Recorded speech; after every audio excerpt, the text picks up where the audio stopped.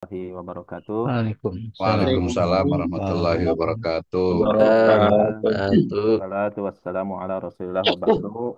Setelah kita berterima kasih kepada Allah dengan pujian syukur kita kepadanya, kami juga berterima kasih kepada guru kita yang hadir sekarang ini, yaitu Dr. Abdurrahman Misno, MEI MH MPD, juga pada Dr. Hasan Bisri ya, yang sudah meluangkan waktunya untuk bisa mendampingi kita semua di sini. Juga kami mengucapkan terima kasih kepada rekan-rekan semua yang sudah hadir di Zoom ini. Kemudian acara ini ataupun perkumpulan ini insya Allah mudah-mudahan termasuk perkumpulan yang dicintai oleh Allah dan juga para makhluk yang mulia.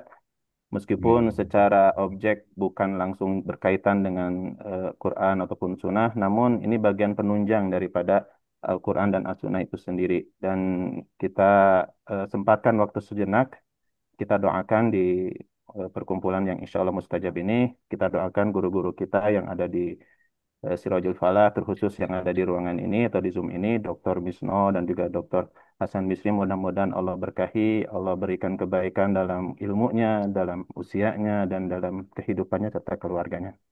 Juga kita doakan khususnya untuk diri saya pribadi ya, dan rekan-rekan semua, mudah-mudahan kita diberikan kemudahan, kemampuan untuk bisa menyerap ilmu. Jangan sampai 2 jam ke depan Pak Dokter berbicara, tetapi hasilnya hanya sekian persen gitu. Kita berdoa kepada Allah, mudah-mudahan Allah memberikan ilmu dan memberikan kepahaman kepada kita semua, serta memudahkan kita untuk bisa mempraktekannya dalam kehidupan kita sehari-hari. Tanpa atau untuk mengefisienkan waktu, kami persilahkan kepada Dr. Abdurrahman Misno, MEI MH MPDI untuk memberikan kajiannya pada kesempatan kali ini. Silakan Pak Dokter. Sambutan dulu kali ya dari Pak Dr. Hasan Bisri ya. Oh, silakan kita Silakan Pak berikan Dr. Hasan Bisri, kesempatan kepada Dr. Hasan sambutannya. Bisri untuk memberikan sambutan. Baik, terima kasih. Assalamualaikum warahmatullahi wabarakatuh. Waalaikumsalam Waalaikumsalam warahmatullahi warahmatullahi wabarakatuh. wabarakatuh. Waalaikumsalam warahmatullahi wabarakatuh. Terima kasih pada Dr. Misno yang sudah berkolaborasi ya untuk eh, membuat variasi perkuliahan baik pada metodologi penelitian maupun pada evaluasi pembelajaran. Sehingga nanti memang tradisi baik ini bisa di apa ya frekuensinya ya bisa ditambah. Jadi pada malam hari ini memang sudah disampaikan oleh Pak Dr. Misno terkait dengan kajian riset kualitatif terutama yang berkaitan dengan topik ya. Eh, Kalau di sini kan saya tidak terlalu menguasai kalau misalnya berkaitan dengan kajian tafsir ya kan. Kemudian juga pada riset-riset yang fokusnya pada apa ya, kajian keislaman misalnya. Tapi kalau pendidikan secara secara umum, kemudian riset secara umum, tentunya saya bisa eh, bertukar pikiran atau juga berbagi. Jadi nanti mungkin Pak Dr. Misro akan fokus bagaimana riset dalam konteks bisa saja berkaitan dengan tafsir kan gitu kan, atau juga tema-tema yang terkait dengan Al-Quran maupun hadis. Nah, ini tentunya menjadi apa ya? Menjadi pembeda karena misalnya di penyelesaian studi itu kan kemarin-kemarin ya, yang lulusan kemarin umumnya kan tidak mengarah pada didaktik metodik, tapi lebih pada misalnya manajerial, ya, pada kepemimpinan, mungkin juga pendidikan dalam konteks pendidikan umum. Sebagian kecil memang ada juga yang membahas terkait dengan tema-tema Al-Quran atau mungkin tafsirnya. Tapi di di yang saya uji itu sebagian besar ya versinya versi Kaprodi ya, versi Kaprodi, Manajemen ya, iya manajemen versi pendidikan. Kaprodi. Sehingga ya buat saya ya apa ya, ya bisa tapi ya apa banyak yang keliru gitu, banyak keliru dalam konteks statistiknya, kemudian juga tidak ada apa perbaikan ya. Moga-moga angkatan Ustadz Deden, Ustadz Aris ini ya lebih baik dari angkatan sebelumnya. Kan prinsip kita kan Amin. apa tadi ya, kalau orang Muslim itu kan hari ini mungkin kalau Ustadz kan bisa menggunakan bahasa Arabnya kan. Hari ini harus lebih baik daripada hari kemarin, mendatang ya kan harus lebih baik.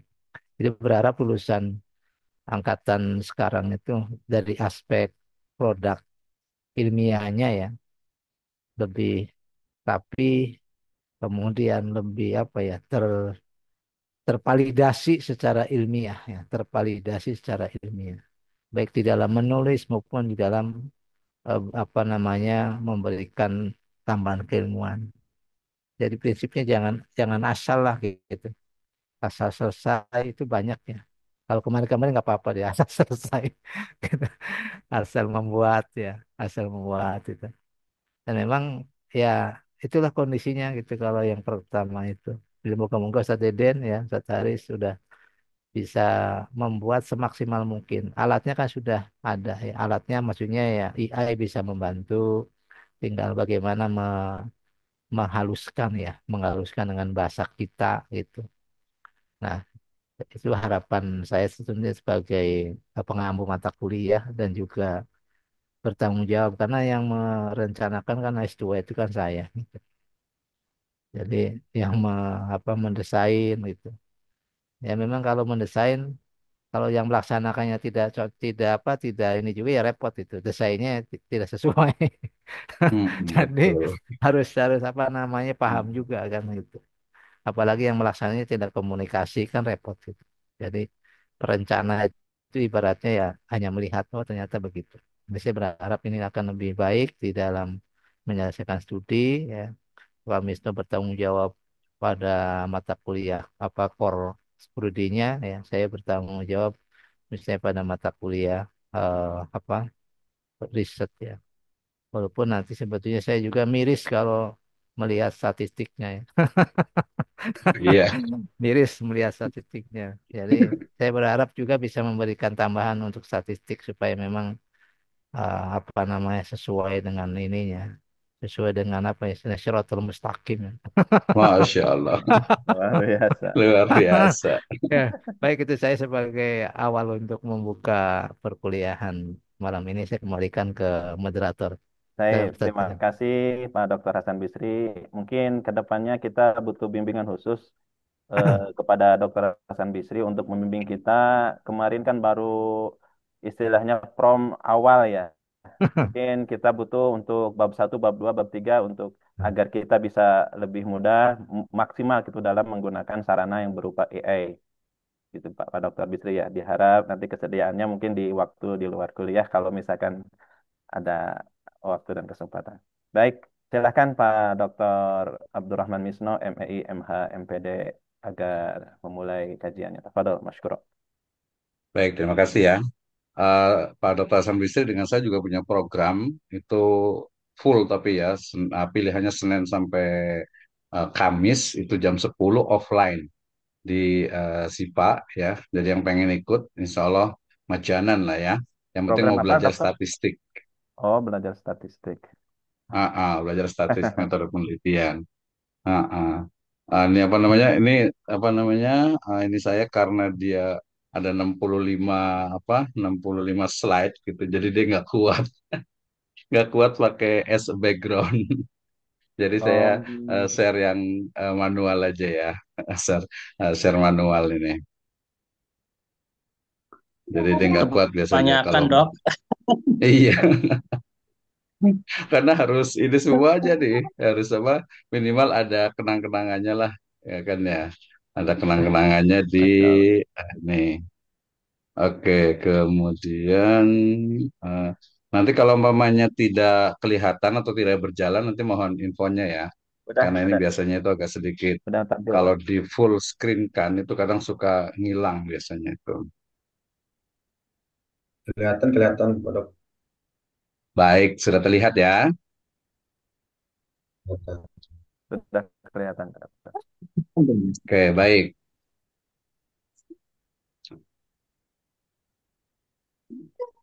Halo. Dia lagi kerja dulu nih biasanya nih. Tapi screen-nya udah kelihatan ya, Sadedin ya. Sudah kelihatan, Pak Dokter. Baik, terima kasih. Izin untuk memulai. Bismillahirrahmanirrahim. Assalamualaikum warahmatullahi wabarakatuh. Waalaikumsalam warahmatullahi wabarakatuh. Alhamdulillahirabbil Warahmatullahi wabarakatuh. alamin. Wassalatu wassalamu ala asrafil anbiya'i wal mursalin habibana wa nabiyyana Muhammadin sallallahu alaihi wasallam wa ala alihi wa ashabihi wa man tabi'ahum bi ihsanin ila yaumiddin wa ba'd. Qala Allah Ta'ala fi kitabihil karim. A'udzu billahi minasyaitonir rajim. Bismillahirrahmanirrahim. Kalla saufa ta'lamun. Summa kalla saufa ta'lamun. Kalla law ta'lamuna ilmal yaqin latarawunnal jahim thumma latarawunnaha ainal yaqin thumma latus'alunna yawma idzin 'anil na'im wa qala al haqqu min rabbika fala takunanna minal mumtarin wa qala aidan nurun 'alan nur yahdillahu linurihi may yasha.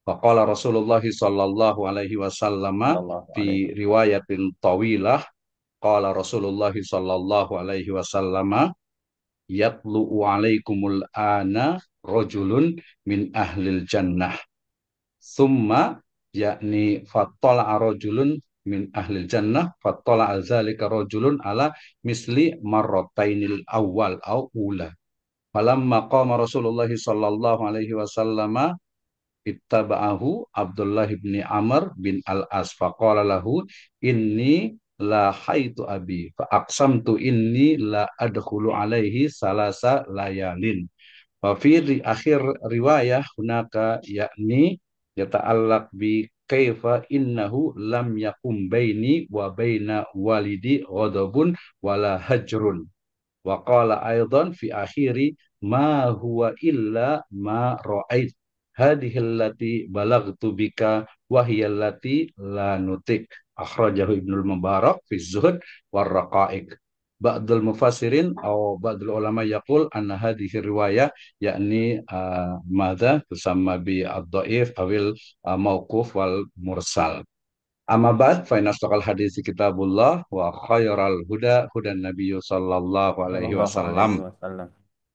Alhamdulillah, syukur Allah Subhanahu wa Ta'ala yang telah memberikan kepada kita kenikmatan iman, Islam, dan juga ihsan. Salawat dan salam sama-sama kita panjatkan kepada junjungan alam, Habibana wa Nabiyyana Muhammadin Sallallahu Alaihi Wasallam. Kepada seluruh ahlul baitnya, para sahabatnya, serta orang-orang yang senantiasa mengikuti jejak sunnahnya hingga akhir zaman. Pertama, yang kami hormati Bapak Dr. Hasan Bisri, MPD, pengampu dari mata kuliah metode penelitian, kemudian juga seluruh mahasiswa di program Magister, program studi pendidikan agama Islam, Sekolah Tinggi Agama Islam Syurajul Falah Bogor. Extremely I'm happy, because we can discuss about our Dean.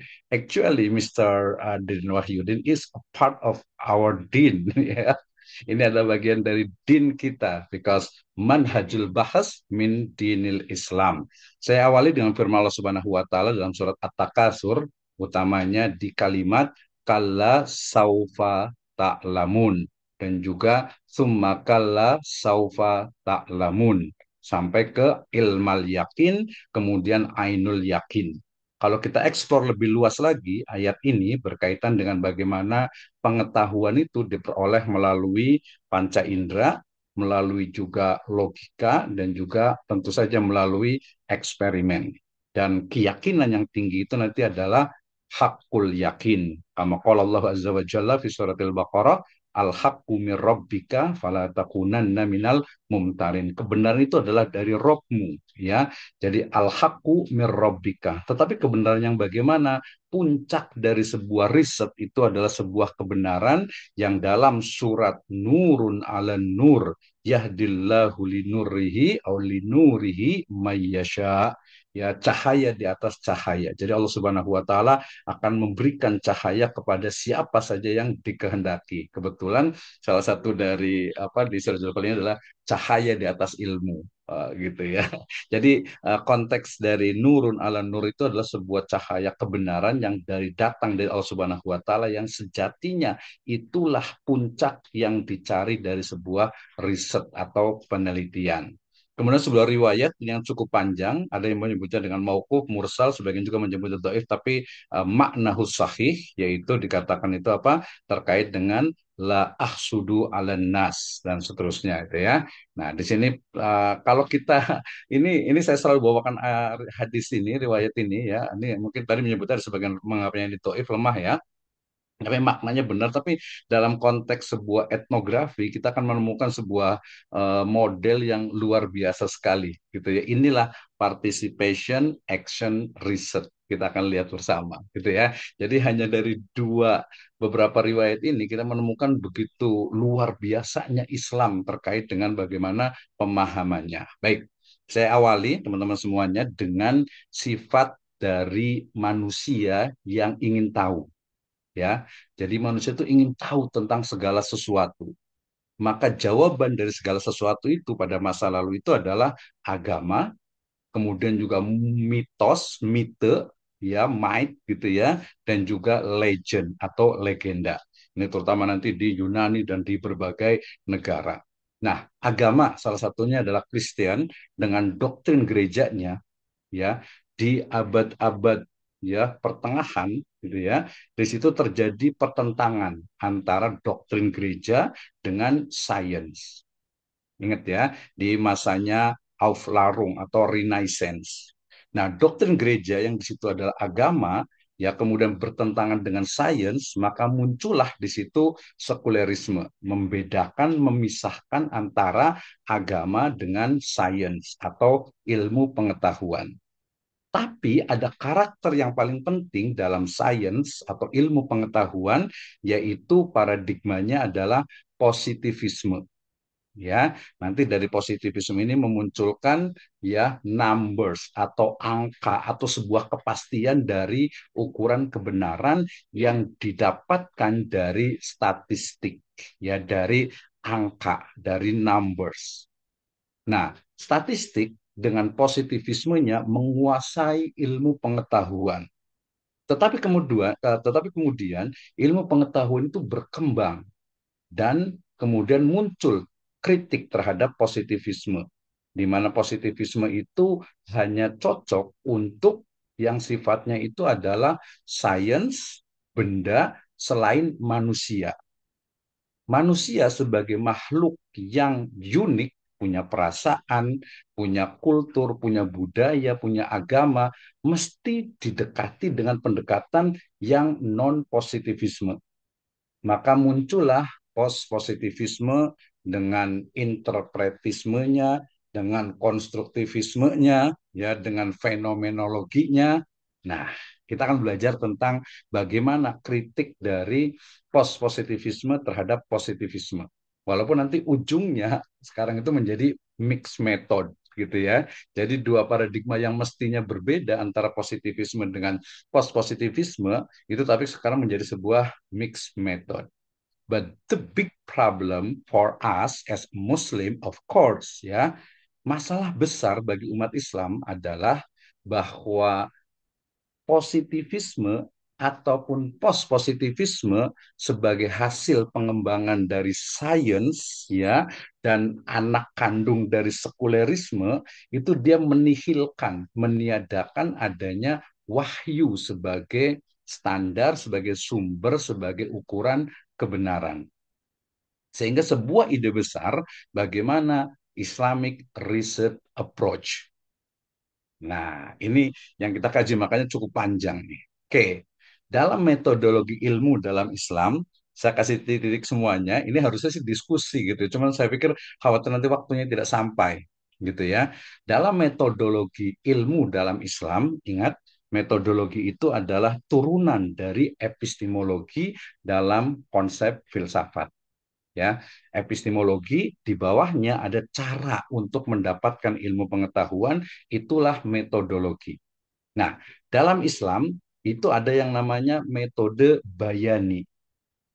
Ya, kayak kita masih ingat kemarin ya bicara juga sedikit. Kemudian burhani, kemudian tajribi, dan juga irfani. Dalam konteks irfani ini sebenarnya kekhasan dari apa yang disebut dengan Islamic worldview. Ya, ketika kita tidak menggunakan ini atau tidak meyakini adanya irfani ini, maka wahyu itu menjadi nol. Kenapa? Karena berkaitan dengan sebuah kebenaran yang bersumber dari sesuatu yang maha gaib, yaitu Allah Subhanahu wa Ta'ala. So, ini adalah your homework, bisa belajar tentang bayani, burhani, tajribi, dan irfani. Ini beberapa paradigma kita ingin membedakan antara positivis, konstruktivis, pragmatis, subjektif, dan kritis. Ya, di positivisme dengan statistik, dengan kuantitatifnya, ya di sana itu realitas itu tunggal. Jadi kebenaran itu adalah sesuatu yang diukur dengan alat yang valid dan reliable. Saya kemarin ya. Jadi yang disebut dengan valid dan reliable itu khas-khas dari apa positivism ya. Nah, teorinya nanti ada positivisme, ada post-positivisme sendiri juga ada pembaharuan dari positivistik itu sendiri. Nah, metodenya dia menggunakan eksperimen dan survei. Kayak ini bagian dari Pak Dr. Hasan Bisri ya. Kayak konstruktivis adalah bagian dari post-positivisme. Post-positivisme itu sebenarnya lanjutan ya dari positivisme. Kenapa? Karena positivisme itu adalah ya paradigma yang menjadikan sains itu pasti dan itu tidak cocok digunakan untuk kajian kemanusiaan, humaniora. Karena apa? Karena manusia itu dia berubah. Ya, manusia itu berubah, manusia itu bisa hari ini A, besoknya itu B dan seterusnya, gitu ya. Jadi kalau di konstruktivis misalnya tidak ada realitas tunggal, ya. Realitas itu harus diinterpretasi untuk mengungkap makna dari suatu peristiwa atau aktivitas. Nah, nanti teorinya itu ada interpretivism, ada fenomenologi, ada mungkin dengar ya tentang hermeneutika, kemudian interaksionisme simbolik, kemudian ada feminisme gitu ya. Nah, nanti metodenya adalah etnografi, grounded teori, analisis wacana. Nanti kita akan belajar yang mulai dari grounded teori, kemudian etnografi, kemudian fenomenologi, kemudian juga case study, kemudian juga library research sampai ujungnya itu di sebenarnya ke Islamic research approach, tapi kalau waktunya tidak cukup nanti saya di tafsir maudhu'i. Ya, nah kita bicara tentang ini saja. Pragmatisme subjektif dan kritis itu lanjutan dari post-positivisme sebenarnya itu ya. Ini menarik. Oke, kenapa kualitatif itu penting? Ini pertanyaannya ya. Jadi yang pertama adalah untuk menangkap makna, ya makna yang dimiliki oleh subjek peneliti. Ya, ketika saya bertanya ke Ustadz Deden, kenapa memakai peci? Gitu kan ya.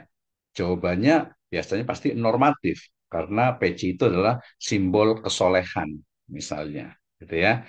Nah, jadi ketika kualitatif ini digunakan itu untuk melihat makna dari apa sebenarnya yang dipahami namanya itu makna emik ya, makna yang dipahami oleh subjek peneliti. Subjek itu artinya orang yang diteliti gitu ya.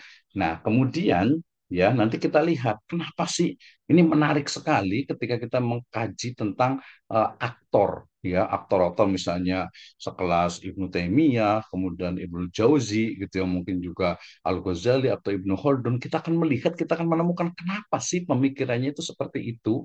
Nah, gitu ya. Jadi maknanya kenapa dia itu seperti itu gitu ya. Kemudian yang kedua juga menggali teks dan konteks, terutama ini penting, ini masuk ke dalam metode tadi bayani. Ya, tadi nggak sempat saya sebutkan, walaupun sekilas saya sampaikan bahwa walaupun tadi akhirnya Islamic Research Approach itu dia istilahnya itu nyantel, ya, nyantel di kualitatif, tapi pada dasarnya itu tidak diakui gitu ya, tidak diakui sebagai sebuah, mungkin hanya jenis datanya saja, jenis datanya itu adalah non angka ya, kualitatif. Padahal kalau kita bicara tentang kualitatif gitu ya, dalam konteks paradigmanya, dalam konteks karakternya, itu nggak ditemukan tuh, nggak ada. Ini kemana? Ini kan ini studi agama, dan nanti pun studi agama sering sekali masuknya itu hanya ke ranah sosiologi, antropologi, humaniora. Sama juga nih, saya juga kritik nih ke teman-teman di pendidikan. Jadi sering sekali santri, kemudian juga siswa-siswi Muslim atau umat Islam itu hanya menjadi objek dari sebuah penelitian dengan teori yang, mohon maaf dalam tanda petik itu, mungkin perlu diselaraskan dengan Islam. Wah, gitu ya. Jadi saya termasuk yang memegang apa prinsip bahwasanya ilmu itu tidak bebas nilai. Oke, nggak apa-apa lah, beda dikit nggak apa-apa gitu ya. Oke, kemudian memahami dinamika komunitas, ini paling menarik nih ya. Menelaah transformasi agama, identitas, dan pengalaman religius yang dinamis. Jadi apa yang saya jelaskan dari berbagai pendekatan kualitatif, sejatinya itu adalah justru memotret agama Islam itu hanya sebatas sesuatu yang sifatnya sosiologi, antropologi, budaya, dan keagamaan. Jadi jangan sampai salah. Oh, ini Pak Dr. Misno kok jadi kayak apa? Cuman melihat saja bagaimana transformasi, bagaimana identitas, tidak. Nanti kita ada di situ, ada mestinya ada pendekatan yang terakhir, yaitu Islamic Research Approach, ya, memahami syariah Islam secara komprehensif dengan metode bayani, burhani, tajribi, atau irfani sesuai dengan objek dan juga subjek penelitian. Ya, rasa pada Tarzan Bisu sudah menyebutkan tuh, apa itu objek penelitian, apa itu subjek penelitian. Ya mungkin kalau yang saya tangkap belajar dari beliau sih, kalau objek itu biasanya itu benda, sementara subjek itu manusia. Nah, seperti itu ya. Jadi selain manusia itu adalah objek. Oke, ini adalah kenapa kualitatif itu penting. Selain juga biasanya itu karena tidak mau pakai angka gitu ya, makanya pakai kualitatif gitu ya. Padahal salah gitu ya. Padahal gitu ya. Di kualitatif sendiri ada angka, terutama ketika mendisplay beberapa data yang ditemukan. Oke.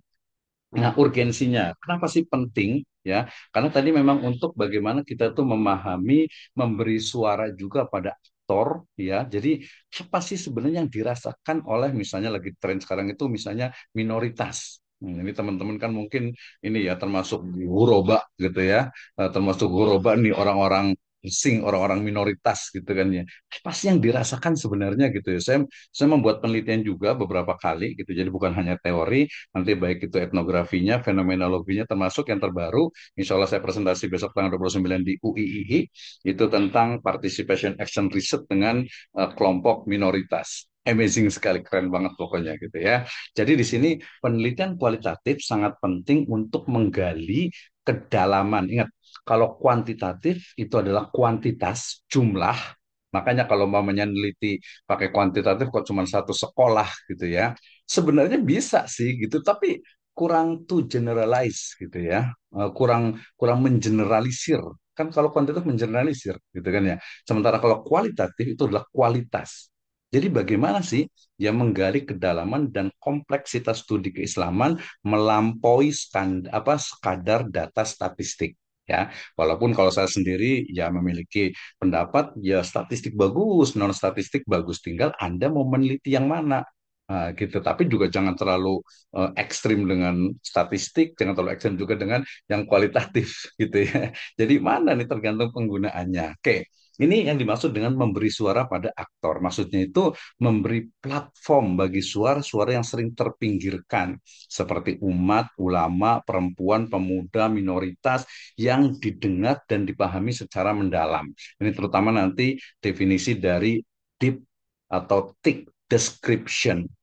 Jadi bisa menjelaskan secara mendalam, secara tebal, secara detail tentang sesuatu fenomena, khususnya manusia dan keberagamaannya. Nah, ini menarik ini kalau kita meneliti. Saya meneliti misalnya masyarakat komunitas Islam Aboge di Cilacap sana. Kebetulan saya di Cilacap sana gitu ya. Saya meneliti, kemudian juga sempat juga di mana di Sulawesi juga ya. Sulawesi itu di sana ada, kalau di Goa itu ada namanya Jamaah An-Nadzir, mungkin pernah dengar itu ya. Kemudian juga kalau yang disertai saya kan di wilayah-wilayah di Kampung Naga, di Marunda, di Kampung Duku, di Kampung Kutu sampai ke Baduy. Oke, paradigma penelitian kualitatif ini penting. Jadi bagaimana paradigma itu adalah kan semacam ya worldview lah ya, walaupun biasa lebih lebih dia lebih praktikal ya. Jadi tapi intinya adalah paradigma itu adalah membentuk cara peneliti melihat dan memahami realitas. Yang pertama nih, kalau di post positivisme tadi kan ada interpretivisme ya, artinya realitas sosial dibangun oleh aktor.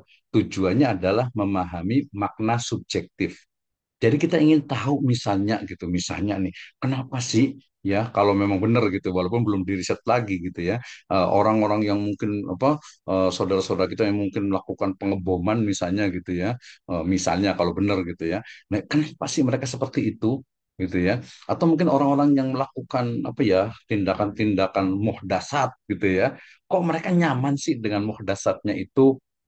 Gitu ya. Kenapa itu terjadi sekarang dengan konflik antara habaib dan lain sebagainya? Itu menarik gitu ya. Kemudian yang berikutnya ada emansipatoris di mana menelaah struktur kuasa dan ideologi. Ya, ini biasanya penelitian bersifat transformasional. Jadi melihat misalnya kaitan dengan waris tadi tentang pendidikan misalnya. Ya, tentang pendidikan bagaimana sih transformasi pendidikan kelak misalnya gitu ya. Nah, itu menjadi yang menarik. Kemudian ada hermeneutik, tafsir, ini juga interpretasi teks sangat relevan untuk studi Al-Quran dan hadis. Dan perlu diingat, studi Al-Quran dan hadis itu bukan hanya hermeneutik itu ya mungkin hanya satu bagian yang mungkin kebetulan itu karena banyak itu dari Oxford gitu ya, dari UK, dari USA sehingga masuk tuh ke ranah apa tafsir itu sendiri. Dan yang paling penting adalah fenomenologi di mana fokus pada pengalaman subjektif religius dan esensi dari pengalaman tersebut. Nah, ini yang penting nih. Jadi, kalau mau mengkaji tentang misalnya bagaimana keberagaman komunitas pendengar Fajri FM misalnya, gitu kan ya. Nah, itu pasti kita akan melihat tuh, oh keberagamannya itu begini. Ya nanti dibandingkan dengan mungkin radio yang lainnya atau mungkin dengan komunitas. Saya juga sekarang sedang membantu ada satu teman sedang disertasi, nah itu tentang apa Islam dan media. Ya, rencananya itu ada satu satu apa namanya komunitas TV ya, satu lagi TV A, TV B, TV C. Mungkin yang kiri, kanan sama tengah lah gitu ya. Itu kita mau ngeliat kayak gimana sih sebenarnya komunitas mereka itu. Itu jadi hal yang kalau menggunakan fenomenologi itu sebenarnya nanti di fenomenologi sendiri di dalamnya itu akan ada. Kita akan belajar nanti ya. Kemudian karakter kuncinya nih. Jadi yang namanya kualitatif itu dia mendalam.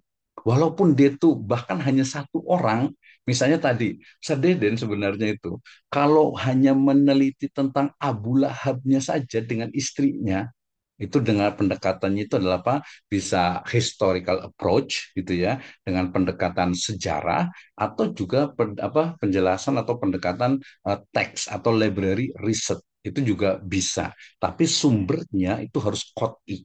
Sumbernya itu harus bisa dipercaya gitu ya. Itu cukup sebenarnya itu tapi dia mendalam gitu, mendalam. Dan tadi jangan lupa jangan ada duplikasi. Kalau sudah diteliti oleh orang lain, ya cari sisi lain yang belum diteliti. Seperti itu ya. Jadi tidak ada ya kalau para ulama juga banyak menyebutkan itu ketika sudah diteliti orang, sudah ditulis, sudah disimpulkan, ya sudah cukup gitu. Apalagi kesimpulan itu misalnya udah menjadi ijma gitu kan ya, udah jadi kesepakatan ya sudah, nggak usah diteliti lagi. Seperti itu. Ya untuk pengembangan ilmu pengetahuan. Oke, jadi kualitatif itu adalah kualitas, ya kualitas.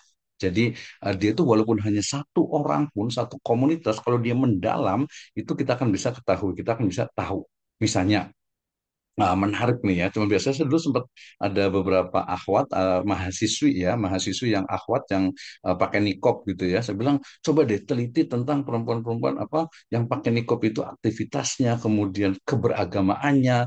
Nah, itu untuk sebenarnya untuk menjawab sih bahwa pakai nikop itu bukan ukuran istilahnya itu seseorang itu tidak lepas dari hibah dan lain sebagainya gitu. Karena itu kan ya sebuah syariah gitu kan ya. Sama teman-teman mungkin yang alhamdulillah yang tidak isbal gitu kan, ya itu sebuah syariah gitu tapi eh, sisi kemanusiaan itu tetap ada gitu ya bahkan di yayasan ya banyak yayasan lah ya itu sering juga terjadi ya semacam konflik dan sebagainya ya tapi di situ mendalam gitu ya. Jadi fokusnya mendalam Jadi berfokus pada makna, proses, dan konteks. Jadi bukan hanya hasil akhirnya. Yang kedua, sample purposive ya. Jadi kalau di kualitatif itu sebenarnya tidak ada sampel gitu ya. Tidak ada populasi, tidak ada sampel, tidak ada hipotesis. Ingat itu ya, tidak ada variabel juga. Ya, kalau kadang suka ngomong hampir disamakan, ya mungkin agak-agak disamakan. Misalnya, ya kalau kalau kualitatif S2 itu ya jangan satu kitab tafsir lah gitu ya.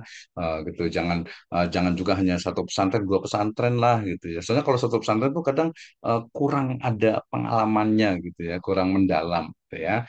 Walaupun sebenarnya kalau kualitatif itu bisa, tapi apa yang digunakan? Jadi kadang dosen itu belum bisa meyakini mahasiswa bisa apa ketika akan meneliti satu pesantren itu, dan problemnya itu juga tidak global, artinya hanya mungkin di situ saja gitu ya. Nah, itu menjadi menarik. Kemudian analisis induktif ya, kalau itu kan deduktif. Nah, nanti yang menarik saya senang sekali ini teman-teman sebenarnya bisa meneliti tentang grounded theory ya, membangun pemahaman baru.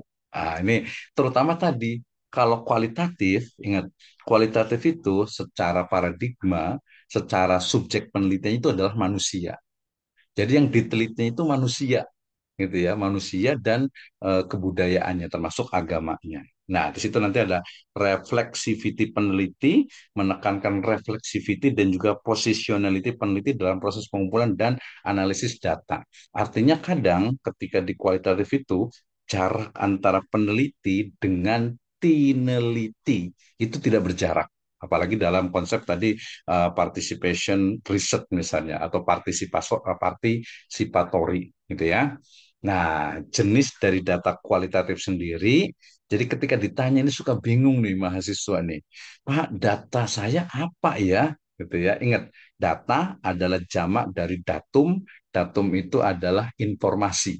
Jadi sebuah informasi yang ada yang akan kita analisis.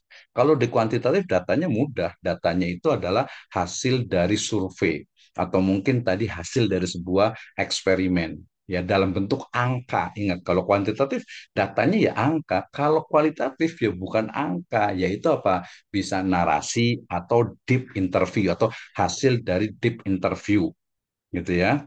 Saya pernah wawancara dengan salah satu, saya bikin satu penelitian judulnya agak unik ya. Judulnya itu satu ranjang dua iman. Gitu ya.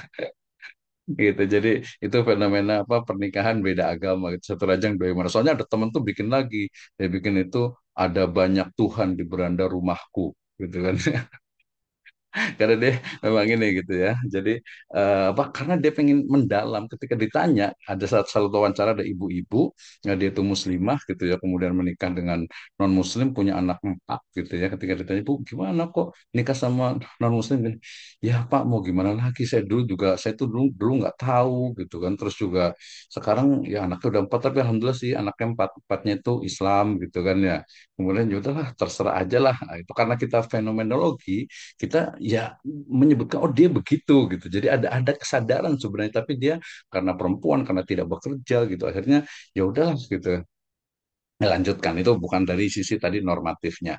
Kemudian observasi partisipan dan non partisipan. Nanti ada observasinya, kemudian dokumen resmi, kemudian teks keagamaan, termasuk juga rekaman atau pelaksanaan praktik ibadah atau ritual. Ya, ini biasanya teman-teman di Usuluddin, kemudian juga di sosiologi agama biasanya itu. Misalnya praktek misalnya itu praktek sedekah bumi dalam perspektif Islam. Wah, kayak gitu kan. Nah, sebenarnya dia mendefinisikan, mendeskripsikan bagaimana proses dari awal sampai akhir. Saya bikin juga di jurnal itu tentang ritual, bukan ritual ya, hajat sasih gitu ya. Jadi hajat sasih itu mulai dari ziarah, kemudian nanti makan-makan pakai tumpeng besar di mana di musola, kemudian dibaca doa, kemudian pakai angklung segala gitu ya. Ada nanti boleh dilihat tuh ini tentang hajat sasih itu ya. Jadi tapi dia betul-betul detail dari awal sampai akhir, dan observasi, direct observation, kemudian deep interview, dan juga studi dokumen. Jadi data kualitatif kaya akan detail dan konteks, memungkinkan interpretasi yang berlapis ya. Jadi teman-teman kalau ditanya ini datanya apa ya, kalau kualitatif ya datanya berarti kalau Sardiden misalnya ya ayat itu plus nanti tafsirnya gitu kan ya. Kemudian kalau umpamanya kualitatif sifatnya di pesantren ya hasil dari wawancara, studi dokumennya, gitu ya. Atau teks keagamaannya atau pelaksanaannya. Kan Pak Dokter Ginanjar ya, Dokter Ginanjar itu kan bikin disertasinya di UNJ juga. Itu kan beliau menggunakan di Unida penelitiannya itu kan menggunakan etnografi waktu itu semi etnografi sih kalau salah itu ya. Itu juga menarik sebenarnya melihat bagaimana keberagamaan lebih kurangnya itu di satu kampus gitu ya. Oke, ini yang kita pelajari nih cukup panjang sebenarnya, cukup banyak ya, mulai dari etnografi ya. Jadi ini metode-metode yang ada di pendekatan kualitatif ya. Ada etnografi ya. Nanti besok malam kita juga ada tamu dari Telkom University itu lebih terkini lagi yaitu netnografi, virtual etnografi. Nah, kita belajar etnografinya dulu. Ini yang standar untuk kualitatif dulu. Ya, nanti kita bisa diskusi. Kayak etnografi atau partisipan observation ya. Jadi memahami budaya, praktik komunitas muslim melalui keterlibatan langsung. Saya pernah jalan kaki, ikut Seba Baduy itu, berangkat jam setengah lima, jalan kaki sampai jam setengah empat, sampai ke kabupaten di Lebak sana itu. Di Pandeglang gitu ya di sana tuh. Jadi jalan kaki rekamannya ada lengkap semuanya tuh. Jadi kita tahu persis bagaimana perjalanan jalan kaki nggak pakai sendal, kemudian apa melewati beberapa tempat-tempat yang mereka yang melakukan ritual gitu ya. Jadi tahu gitu ya. Jadi kalau cuma baca beritanya, oh ada Seba nih ke gubernur gitu ya, oh Seba ke Kabupaten Lebak gitu ya. Kalau saya ngikutin jalan terus sampai awal sampai jadi tahu persis gitu ya. Baduy, Lebih Pak Dokter. biasanya. Baduy maksudnya. Iya Orang-orang Baduy. betul, iya betul betul. Oh. Saya punya cerita banyak deh. Kalau kalau etnografi itu amazing biasanya. Ya itu etnografi ya. Kemudian ada case study ya ini terutama di bukunya Yin nanti ya. Eksplorasi mendalam terhadap satu fenomena individu atau kelompok tertentu. Ini juga menarik nih ya. Misalnya case study misalnya di Ciawi itu ada satu BMT ya. Itu yang kemudian bangkrut. Atau ada juga teman di mana di Yasmin punya ruko bagus gitu ya. BMT juga akhirnya bangkrut dikejar-kejar pakai golok bawa golok gitu ya. Akhirnya orangnya ke Sukabumi pindah ke Jawa Timur gitu ya. Itu case study gitu. Tapi dia mendalam juga gitu. Karena dia memang case-nya itu satu gitu ya. Gitu. Tapi case study itu bukan berarti yang negatif. Yang positif juga banyak. Misalnya gini, saya ingin tahu tentang kenapa sih misalnya gitu ya SMP SMA Hasmi itu bisa maju gitu ya yang di Cimanglit gitu kan. Nah itu kalau pakai case tadi itu sebenarnya nemu harusnya itu. Nah memang kalau kualitas itu karena kualitas dia itu agak sedikit perlu panjang waktunya, perlu panjang karena sampai data itu jenuh ya. Dan ingat dalam kualitatif ya, kayak ingat dalam kualitatif itu ya tidak menemukan data itu adalah data gitu ya. Jadi dalam kualitatif ketika tidak menemukan data itulah data. Nah, seperti itu ya. Oke, case tadi grounded theory. Nah, ini grounded theory juga penting. Jadi membangun teori baru secara induktif langsung dari data yang dikumpulkan di lapangan. Satu peneliti kemarin itu dari Australia kalau nggak salah itu meneliti tentang keberagamaan masyarakat tokoh-tokoh di Indonesia yang ekstrem kiri, ekstrem kanan, ekstrem tengah ya. Dia meneliti orang-orang yang liberal, kemudian dia meneliti orang-orang yang dulu itu yang mungkin apa namanya yang sunnah, dia meneliti juga orang-orang yang wasotiyah. Kesimpulannya apa dari grounded teorinya itu dia mengatakan orang Indonesia bagaimanapun aliran keberagamaannya tetap someah kasemah. Gitu bahasa Sunda nah gitu ya. Jadi bagaimanapun aliran keberagamaannya, orang Indonesia itu tetap ramah gitu ya. Yang liberal ramah, yang sunnah juga ramah, yang wasatiyah juga ramah juga gitu ya. Nah, tapi nanti ada mungkin satu teori lagi tentang letupan-letupan yang kenapa bisa muncul cepat. Sebagainya itu menarik gitu ya. Kemudian juga nanti sebenarnya tadi yang saya nggak masuk ke sini ada namanya itu historical approach ya, pendekatan sejarah itu juga penting. Kemudian naratif studies ya, kemudian mungkin yang terbaru itu nanti yang systematical literature review, termasuk juga ada analisis wacana ya. konten analisis. Saya ingat banget nih waktu S1 di Al Hidayah itu tahun 2006 itu orang banyak pakai konten analisis gitu ya. Jadi penelitian ini menggunakan pendekatan konten analisis. Ini konten analisis isu kualitatif, ini apa yang dianalisis gitu kan. Bingung gitu ya. Sebenarnya sama juga sih. Jadi teman-teman kalau yang kuliah di S1 atau S2, saya juga sama waktu S1 lulus bikin skripsi gitu ya. Walaupun alhamdulillah terbaik juga gitu, harus minimal di hidayah gitu, tapi nggak paham juga gitu ya. Di Ibnu Khaldun juga tahun 2008 juga selesai juga, alhamdulillah terbaik juga, tapi kok nggak nyambung gitu ya gitu. Sama kayak S3 juga. Wah, ini banyak kurang nih harus diperbaiki. Jadi kalau yang kuliah di S3, S2 ini belum paham ya nggak apa-apa, tenang aja gitu ya. Nanti juga akan indah pada waktunya.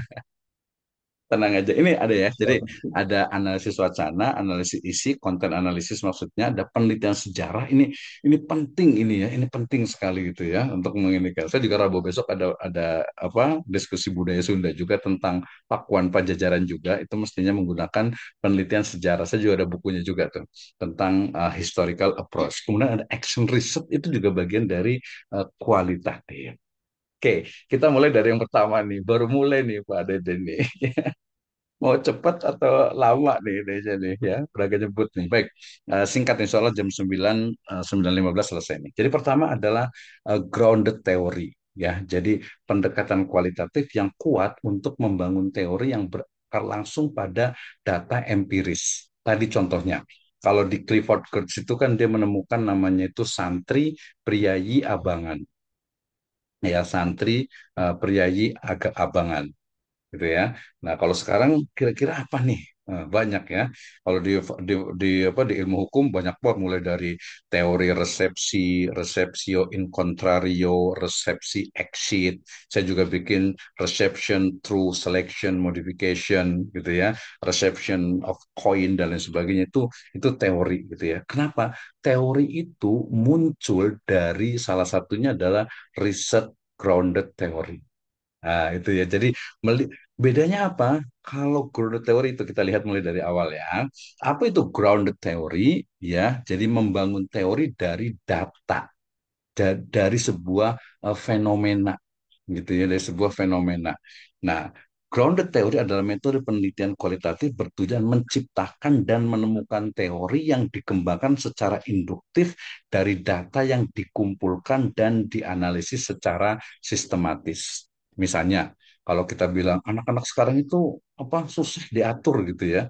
Nah, kita nggak bisa tuh langsung bicara seperti itu bagi seorang akademisi gitu ya, kecuali by data, dengan data ya. Dengan data itu nanti kita bisa melihat oh ternyata eh, berbeda karakternya karena memang istilahnya itu lingkungannya itu berbeda ya.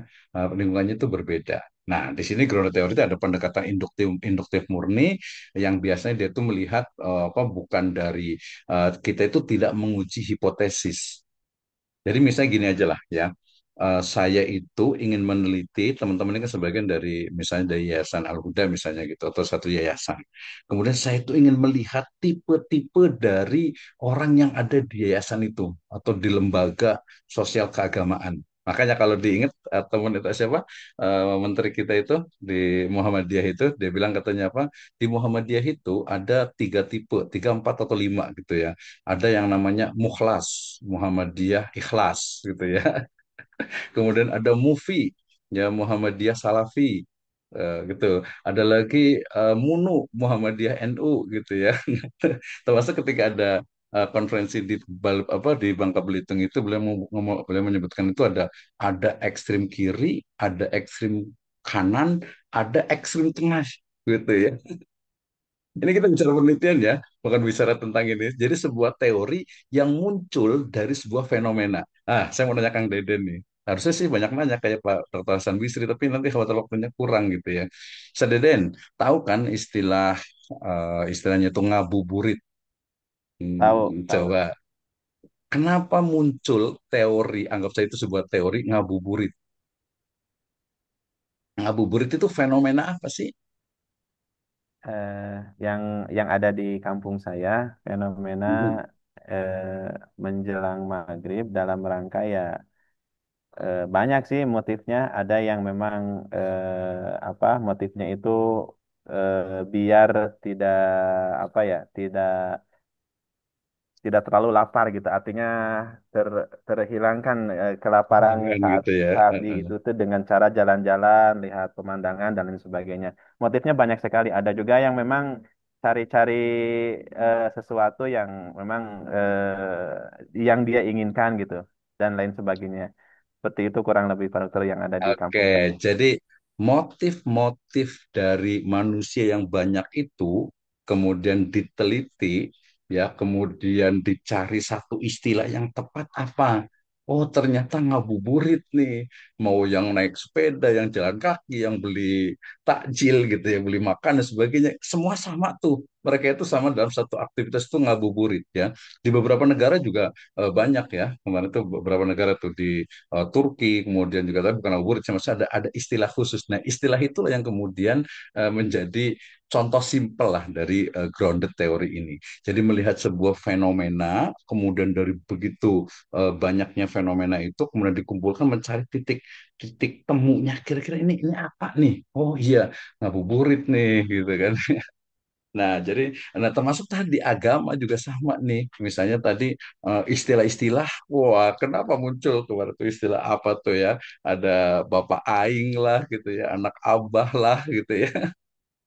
Itu kan itu sebenarnya yang muncul awalnya itu dari sosial gitu ya, dari sosial, tapi itu akan menjadi apalagi nanti kalau dari sisi keberagaman tuh lebih menarik lagi nih ya.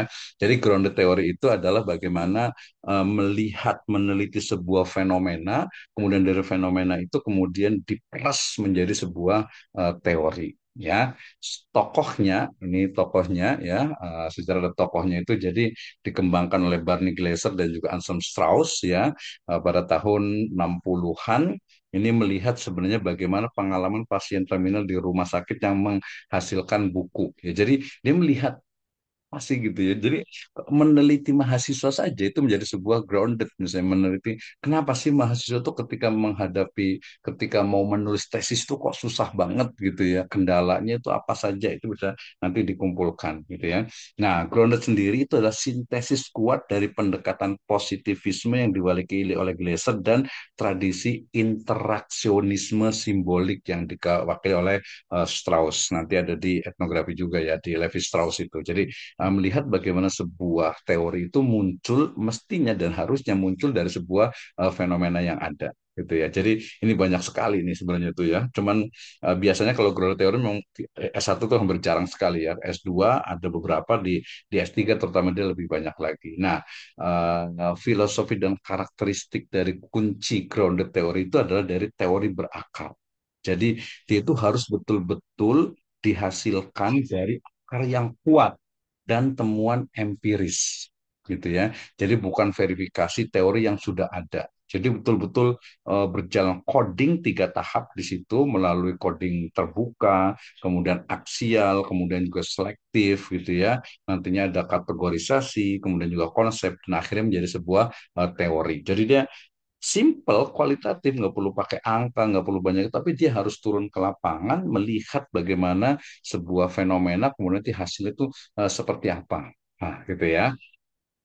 Proses iteratifnya itu pengumpulan data, analisis, dan perbandingan dilakukan secara simultan dan berulang sepanjang penelitian. Nah, ini bedanya dengan kuantitatif. Kalau kuantitatif kan mulai dari variabelnya, kemudian indikatornya, kemudian nanti buat instrumennya, kemudian disebarkan, kemudian nanti diperoleh datanya, kemudian dianalisis pakai SPSS, kemudian ditafsirkan, kemudian jadi. Ya, kalau ini tidak ada dari awal berulang lagi, berulang lagi seperti ini. Jadi menetapkan area risetnya, mengumpulkan data kualitatif, coding dan perbandingan, sampling teoritis dan juga saturasi. Ya, ini untuk melihat sebenarnya bagaimana proses itu berjalan terus-menerus sehingga nanti sampai kepada titik jenuh di mana di situ tidak ada lagi data yang perlu kita cari lagi.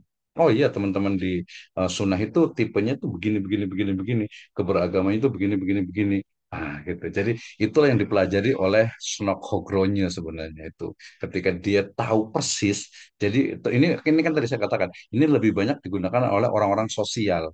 Ya, sehingga orang-orang peneliti sosial itu tahu kelemahan dari umat Islam itu adalah ini, gitu ya. Nah, itu mudah sekali tuh diinikan ya.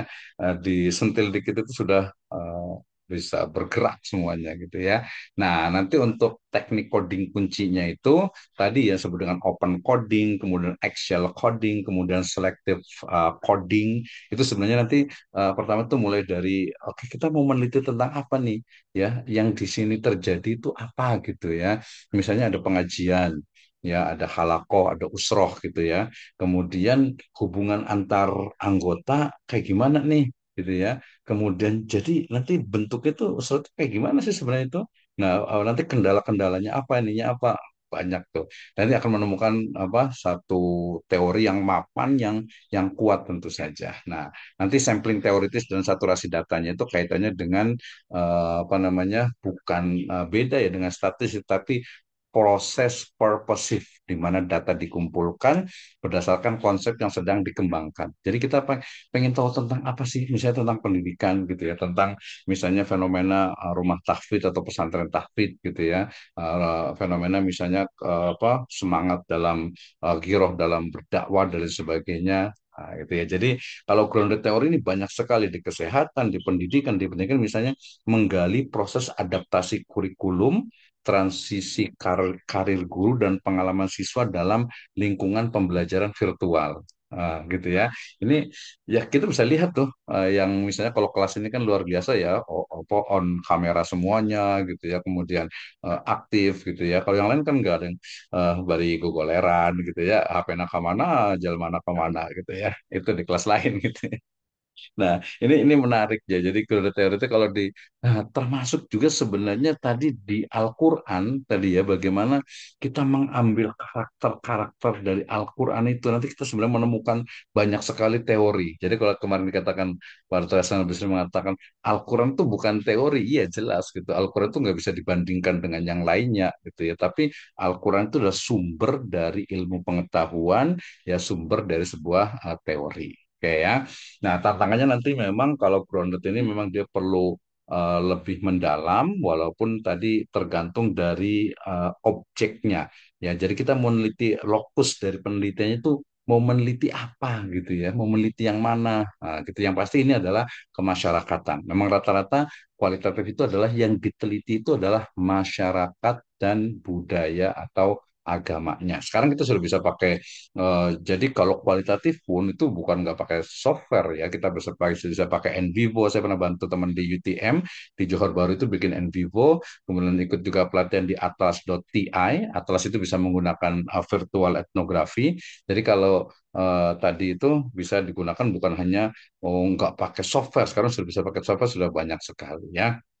Jadi intinya grounded theory itu adalah fondasi untuk penemuan baru ya, baik itu penemuan mungkin sifatnya itu rendah, menengah ataupun tinggi, terutama ilmu-ilmu sosial. Ingat ya, ilmu sosial humaniora bukan sains. Ya kalau sains itu biasanya ya pasti ada eksperimen, bikin pesawat yang nggak bisa pakai grounded theory ya, walaupun mungkin bisa dikumpulkan ya kayak misalnya Habibie itu Mister Crack gitu kayaknya kan, dia melihat fenomena-fenomena apa pesawat ini terus oh dibikin ini baru, tapi di situ gabungan kan, mix kan, ada tajribinya, ada eksperimennya. Nah, ya, berikutnya ini etnografi. Ini yang paling menarik, bagaimana etnografi ini adalah pendekatan kualitatif yang berupaya mendalami interaksi sosial dan struktur budaya dalam konteks alami, memberikan perspektif orang dalam. Bedanya itu. Jadi kalau etnografi itu, misalnya kita pengen tahu tentang keberagamaan dari petani, gitu ya, keberagaman dari petani, maka kita harus hidup dengan mereka, ikut mencangkul, ikut menanam padinya, ikut bersih-bersih padinya, merasakan makan bareng padi yang ditanam itu etnografi.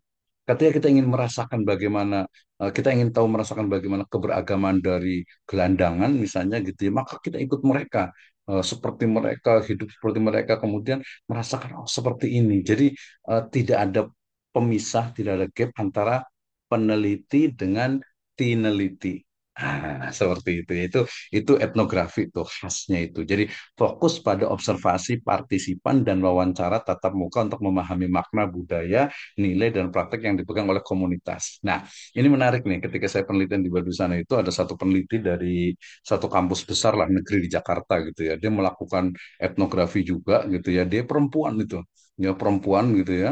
Kemudian apa? Karena dia pengen tahu bagaimana kehidupan keluarga gitu ya. Akhirnya dia itu pendekatan ke salah satu apa istilahnya itu narasumbernya ngobrol dekat kemudian istilahnya itu bermain ngobrol berenang mandi bareng ini bareng gitu sampai pas saya ke sana itu si itunya si Mamang kemana sana iya ke imah si eta teh eh, tetanggana kenaon cenah sekarang eta ya peneliti di mana Jakarta gitu itu saking totalnya dan itu udah banyak sebenarnya di Papua sendiri ada orang Barat itu kan yang dinikahi sama ketua adatnya itu kan karena ingin tahu kayak gimana sih sebenarnya jadi betul-betul participation action research gitu. Jadi Pak Dede itu kalau pengen tahu kayak gimana sih ya agama, keyakinan dan kepercayaan atau mungkin apa ya rasa atau apalah gitu semua itu dia harus harus betul-betul merasakan nah, gitu. Jadi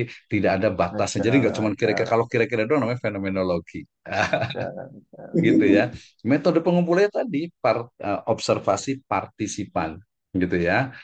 Karena tadi saya pernah apa namanya sampai apa ya istilahnya waktu di mana waktu di eh, mana tuh di Ciamis itu ya Ciamis itu di Imah Letik gitu ya di Imah Alit itu muter gitu ini orang pada ngapain berhenti di situ nggak taunya lagi sujud di atas batu gitu aduh saya gimana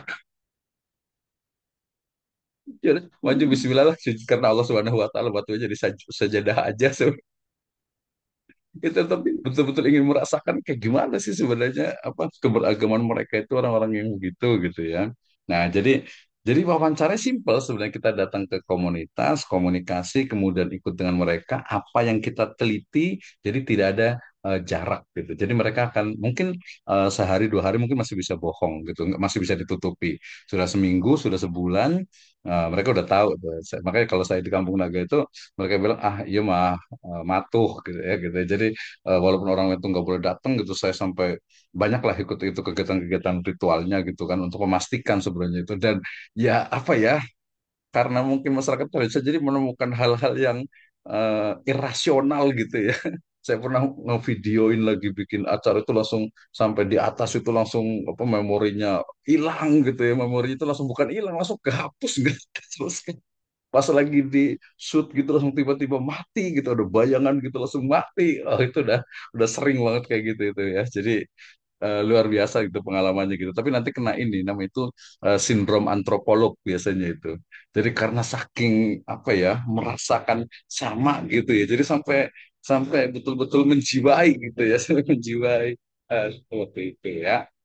Nah, ini teknik analisisnya nanti mulai dari memilih informannya, kemudian wawancara terstrukturnya, kemudian pencatatan dan analisis domain sampai interpretasi makna sosial. Tadi bukunya saya bawa, ada bukunya Jim S. Bradley ya tentang etnografi, itu luar biasa gitu ya. Itu luar biasa sekali untuk etnografi. Nah, untuk aplikasinya, jadi etnografi itu sebenarnya bukan hanya masyarakat tradisional tidak. Misalnya nih, di sini yang kelihatan Pak Deden doang sih ya, yang lain kartu. Jadi Pak Dede itu ingin tahu sebenarnya bagaimana sih keberagamaan atau pola konsumsi atau pendidikan dari customer di misalnya itu apa Starbucks Cafe gitu kan ya.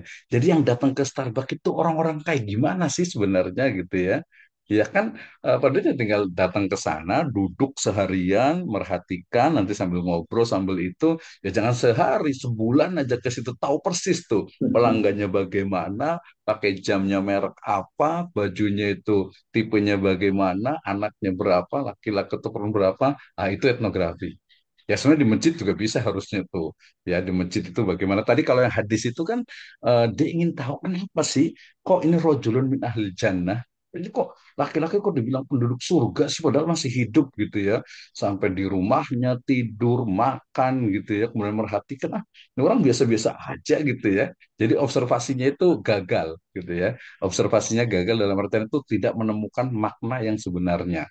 Tapi kemudian ketika interview mendalam karena sudah dipercaya tadi kedekatan ya, akhirnya mengatakan oh iya saya itu ya sama sih seperti kalian itu biasa aja maka apa sholat kemudian ibadah-ibadah biasa aja nggak ada yang istimewa gitu ya.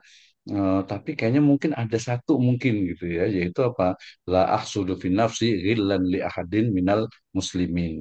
Nah, gitu ya. Saya nggak ada rasa hasad, rasa dengki, rasa ya syirik gitu kepada orang muslim lainnya gitu. Nah, itu ya. Oh, ini dia kata itu ya riwayatnya itu. Nah, keunikan etnografi dan studi keislaman nanti lagi-lagi etnografi ini juga tadi akhirnya kemudian kalau yang tidak tidak berbasis nur minallah itu akhirnya jadi menghalalkan segala cara gitu ya. Saya ada satu teman itu di Jakarta gitu sekarang di Banten itu pengen tahu tentang kayak gimana sih apa ya di mana tuh kalau di Jogja gitu ya, di Jogja di apa namanya di Surabaya ada Doli misalnya, di Jogja ada apa tuh Saritem atau apa gitu, terus di Bandung gitu ya, oh, participation action research katanya, wah bukan itu wah tapi ada temen itu di Bandung itu ketangkep gitu ketangkep, dan dia sedang penelitian gitu. Dia orang UIN gitu ya, soleh dia itu. Jadi ketika kita bilang oke saya bayar berapa tarifnya gitu, bilang maksud itu 500.000 semalam, oke 500.000 saya bayar, apa namanya wawancara ngobrol gitu cerita gitu. Nah ngobrolnya kalau di kamar ya aduh sayang juga gitu. Enggak sih di luar di situ. Nah, termasuk juga mungkin fenomena misalnya. Nah, jadi etnografi ini sebenarnya mengungkap fenomena yang mungkin nggak begitu jelas gitu. Ingin tahu, ada misalnya itu nikah kontrak gitu ya di mana tuh di puncak misalnya gitu. Saya juga teman buat penelitian di situ. Sekali datang nggak ada Pak di sini. Di sini mah aman-aman aja nggak ada gitu. Seminggu mulai kelihatan, sebulan gitu ya, 2 bulan, oh baru tahu dia masuk ke dalam, maksudnya ke dalam arti itu dia lebih dekat lagi, baru ketahuan. Gitu. Jadi sebuah fenomena yang tidak terlalu kelihatan ketika apa misalnya di penampakan gitu padahal dia itu ada gitu ya, dia itu ada gitu misalnya mungkin sama ya, apa namanya misalnya tentang tadi misalnya itu tentang apa Islam-Islam yang mungkin sedikit apa istilahnya itu berbeda dengan yang lain itu misalnya ada ya ada Syiah mungkin ada Ahmadiyah atau mungkin ada LDII dan yang lainnya, itu ketika kita bisa riset gitu ya, itu sangat menarik sebenarnya, jadi kita tahu persis bagaimana istilahnya itu merekanya, kelemahan, kelebihan, kekuatannya itu kita akan temukan gitu ya. Nah, jadi walaupun tadi kualitatif ya itu memang ke lebih melihat agama itu sebagai fenomena sosial, kemudian interaksi sosial dan konteks lintas budaya. Gitu ya. Tantangannya biasanya ya dia perlu waktu yang lebih lama, kemudian butuh orang yang memang betul-betul all out untuk penelitian gitu ya. Kemudian juga etika konsensualnya, refleksiviti penelitinya, akses dan kepercayaan, wah, agak berat nih. Makanya kalau yang Islam itu, oh, agak susah ini biasanya itu ya. Agak susah artinya itu banyak yang harus dikorbankan. Nah, biasa kalau beberapa kampus negeri itu, Islam negeri itu biasanya sempat ada ngomong, kalau kita meneliti itu harus total gitu ya, harusnya tanggalkan dulu kepercayaan kita gitu. Masa kita dulu sih gitu. Dan nggak mungkin gitu ya. Nah ini penting. Makanya nih teman-teman tuh harus betul-betul paham tentang etnografis itu. Jadi manfaatnya itu sebenarnya nanti bisa wawasan itu lebih mendalam. Jadi tidak cuma katanya-katanya. Iya kan, teman-teman yang mungkin aktif di satu organisasi pasti kan tahu persis organisasinya itu seperti apa. Ya baiknya mungkin kalau ada buruknya gitu kan ya sama. Saya juga sama kan. Saya masuk ke dapur 4 universitas gitu ya, 4 kampus, ya tahu dapurnya masing-masing, baik buruknya, kelebihan, kekurangannya. Nah, itu kan kita bisa pelajari gitu ya. Tapi kalau untuk sebuah prodi, untuk sebuah penelitian, oke, ini kelemahan dari kampus ini adalah ini. Tapi tanpa tentu saja tadi ada etika penelitian, tidak boleh menyebutkan gitu ya. Makanya ketika Clifford Geertz itu meneliti, dia menyebut itu di Mojokunto. Padahal itu di satu prediksinya itu ada di Mojokerto sebenarnya itu. Jadi namanya itu dibedakan. Jadi wawasan mendalam basis kebijakan ini luar biasa. Jadi mungkin ya kalau umpama etnografi itu mirip Intel lah gitu ya. Mirip intelijen gitu ya, intelijen gitu. Jadi tahu persis dalamnya gitu ya, bukan sesuatu yang sifatnya itu hanya hasil wawancara. Bukan hanya hasil wawancara ya. Penguatan dialog, memperkuat dialog antar budaya tentu saja ini penting sekali, mengurangi stereotip. Nah, ini yang tadi saya sebutkan nih, teman-teman mungkin yang sunnah gitu ya, jangan sampai apa istilahnya itu ya tadi pemahaman terhadap metode penelitiannya kurang, kemudian apalagi kemudian mudah menyimpulkan gitu ya. Jadi termasuk kita memperjuangkan yang kita anggap itu benar itu harus stereotip negatifnya itu harus disampaikan gitu. Enggak kok kita nggak eksklusif gitu ya. Kita sangat terbuka gitu ya.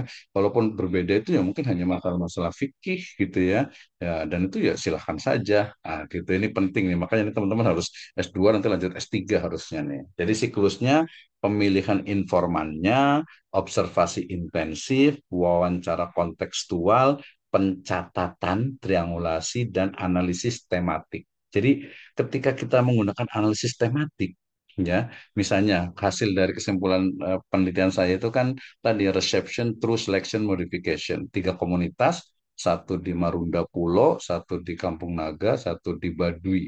Ya, dari sisi misalnya umroh ya. Kalau di Marunda Pulo, umroh itu seperti sebuah bukan kemewahan, seperti sebuah mendekati kewajiban lah fardu apa istilahnya sunnah muakkadah. Jadi mereka itu sampai ngutang, sampai arisan, sampai jual untuk umroh. Sementara di komunitas yang lainnya, yang di Kamunaga itu mereka tidak umroh, tidak haji karena terwakili dengan istilahnya itu hajat sasihnya itu. Ya, karena apa? Karena itu dianggap sebagai pahalanya mirip dengan umroh gitu ya. Sementara di Baduy sendiri karena mereka Islamnya itu cuma syahadat gitu ya, maka kemudian mereka yang nggak ada umroh itu ya nggak ada gitu ya. Paling ada satu ritual yang mereka itu ke Arca Domas, kemudian itu mirip-mirip ritualnya itu dengan haji ya. Nah, itu bagiannya. Saya juga punya cerita agak-agak apa mistis juga tuh ketika kita pengen apa gitu ya. Ini bener nggak sih di situ ada Lebak Cawene lah, ada Arca Domas, ada Batu Nangtung, ada apalah Kuil Sulaiman gitu kali ya macam-macam gitu. Itu kita gagal malam-malam itu jam 2 malam itu di apa tengah-tengah hutan gitu ya bawa lampu pakai obor gitu kan. Suasananya itu sangat-sangat kayak mencari jejak lah kalau pramuka kayak gitu ya. Tapi gagal gitu akhirnya muter-muter gitu ya muter-muter nggak ketemu gitu jalan muter lagi muter lagi akhirnya udah baca ayat kursi gitu langsung bisa keluar tapi langsung balik lagi jadinya ke kampung nggak bisa sampai ke situ itu luar biasa gitu ya ini untuk kesimpulannya untuk etnografi metode kritis wawasan baru dan integrasi riset ini penting sekali jadi tadi ingat etnografi itu bukan hanya yang sifatnya tradisional tapi yang modern misalnya kemarin misalnya fenomena tentang apa nih ya misalnya fenomena tentang anak-anak yang suka nongkrong gitu ya termasuk juga apa para apa pengguna komuter misalnya gitu banyak banget lah pokoknya gitu jadi kita ingin lihat kayak gimana sih sebenarnya gitu ya. Oke, studi kasus saya rasa nanti bisa dipelajari ya. Studi kasus itu sangat mudah ya. Dia sebenarnya lebih melihat kepada sebuah kasus utama yaitu bagaimana dan mengapa gitu ya. Jadi nanti analisisnya dia juga sebenarnya bisa menggunakan konten analisis ataupun juga bisa menggunakan fenomenologi ya. Nah, pemahamannya dia kontekstual. Nah, ini sayangnya kalau di S2 itu kesannya itu kalau studi kasus itu kan dia hanya satu tempat gitu ya. Padahal sebenarnya satu tempat pun kalau dia itu mendalam itu sebenarnya bisa. Tapi biasanya teman-teman yang dari kuantitatif itu biasanya oh nggak bisa harus dua nih kan kalau kuantitatif variabelnya dua berarti kalau itu harus dua juga dong gitu ya. Nah ya nggak apa-apa lah kita pakainya dua walaupun secara umum bisa karena lebih ke kualitas ya. Penyelidikan intensif jelas. Jadi misalnya nih ya, misalnya saya ingin tahu, oh ada teman di UIN Pontianak. Di UIN Pontianak itu dia meneliti tentang konflik antara Dayak dengan Madura. Ingat kan ya, konflik antara Dayak dengan Madura. Kira-kira itu apa sih sebenarnya penyebabnya itu? Dia fokus ke konfliknya.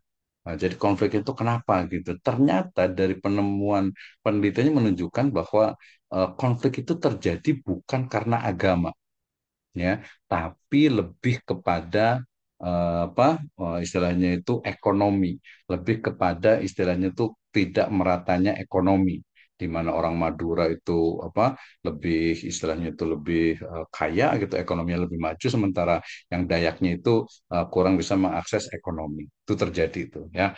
Kemudian juga menarik juga misalnya itu tadi tentang yang saya pikirkan itu bagaimana tentang keberagamaan, ya, keberagaman, kenapa sih ini begini, kenapa sih ini begini, ya, di komunitas tertentu dengan case tadi ini menarik, dan menurut saya itu justru yang memang bisa dijawab gitu, ya.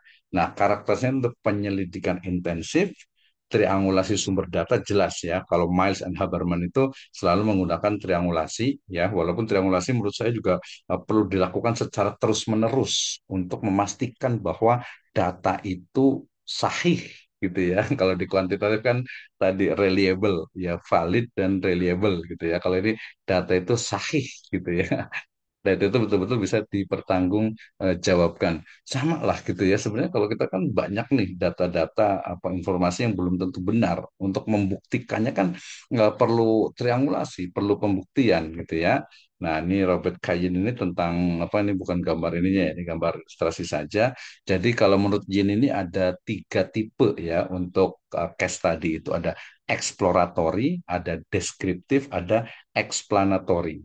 Ya, jadi kalau eksplorator itu mengidentifikasi pertanyaan dan hipotesis baru, explanatory menjelaskan hubungan kausalitas dan mekanisme di balik fenomena. Nah, nanti boleh cerita nih, sekarang itu fenomena apa ya? Oh, judul gitu, ya. Kenapa nih muncul banyak judi online gitu, ya? Banyak nih sebabnya itu banyak. Tapi kalau kita penelitian tuh satu komunitas tertentu atau satu case tertentu, kita akan bisa menemukan jawabannya. Ya, karena riset itu kan sebenarnya mencari kesimpulan, mencari rekomendasi gitu, ya. Nah, kalau di case tadi ini dalam studi Islam itu bisa memahami keislaman, yang menelaah perilaku, pemahaman dan praktek keislaman secara mendalam. Keren banget kan, ya? Artinya kita bisa melihat, saya juga selalu mikir gitu, ya. Mungkin karena orang sosial juga saya selalu mikir, kenapa ya orang ini kok beragama begini sekali, yang ini begini sekali, yang ini begono sekali gitu, ya.